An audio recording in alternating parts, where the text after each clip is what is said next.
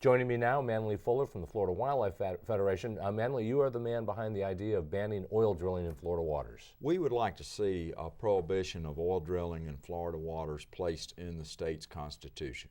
Now, there is already a ban in statute. Why go to the drill? Well, we have experienced 2 years of the legislature talking about drilling as close as 3 miles to the Florida coast. We need to eliminate that possibility and place that in the Florida Constitution. Why do that? Why do we need to do that? Well, it would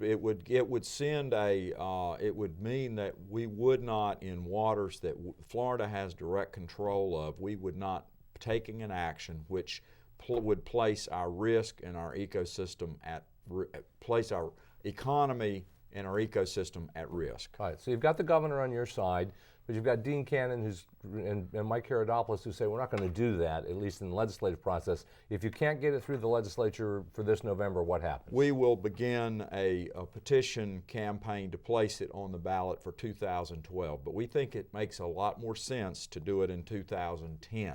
And the legislature has until August the 4th to do that. All right, one of the videos I've seen that you've sent to some of your supporters out there, you're actually calling for an end to our dependence on oil as the ultimate objective. We need to take this national disaster in the Gulf.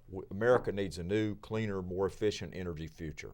How do you do that? Well, one thing we do is we pass comprehensive climate and energy legislation in Washington, and we also have companion legislation or legislation at the Florida legislature and states across the United States. Well, you know, this legislature has balked the governor's plans for the RPS standards of 20% by 2020.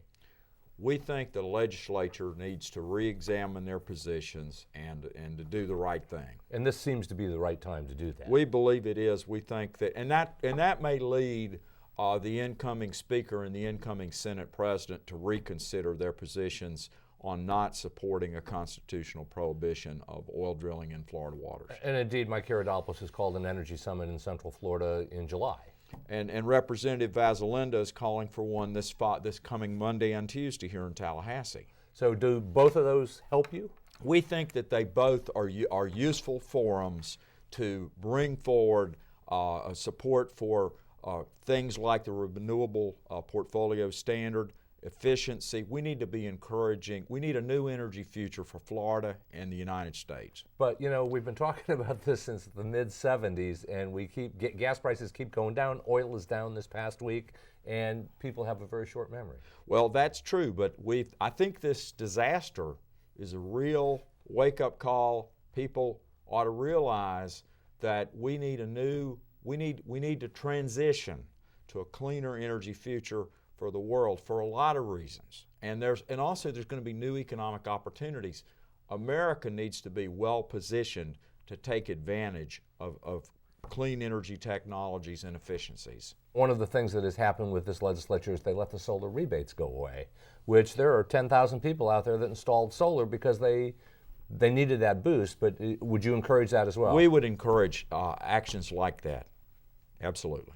What else can be done? I mean, you really need, besides the rebates, you need some incentives for people to do this. You also need to encourage people to conserve and use less and buy energy efficient appliances, but what else? Well, one of the things that I think would be useful, and it's complicated, but we need, the utility companies in the state need to have a system where they're rewarded for conservation, as opposed to it being window dressing, that they actually can profit from conservation, more efficient technologies like LED lighting, things like that. Their ability to profit when they conserve, as opposed to how many electrons they sell. The system needs to be changed so that it becomes integral to our utility operations in the state. And I believe that's called decoupling, but how do you profit from not selling something? Well, we need to look at reorganizing the ways that they're compensated. Certainly they're going to continue to be compensated for production of electrons, but they need to be able to, we need to have a system where they can also get economic benefits from promoting conservation, because every bit of power that's not used, that's saved, it doesn't need to be produced. Right, so take that cost out and let them make some of that profit. Yes. All right, Manley Fuller, thank you so much. Good luck with your constitutional amendment drive, either how it turns out. Everyone else, stay with us. We're going to take another look at what's going on in the Gulf when we come back.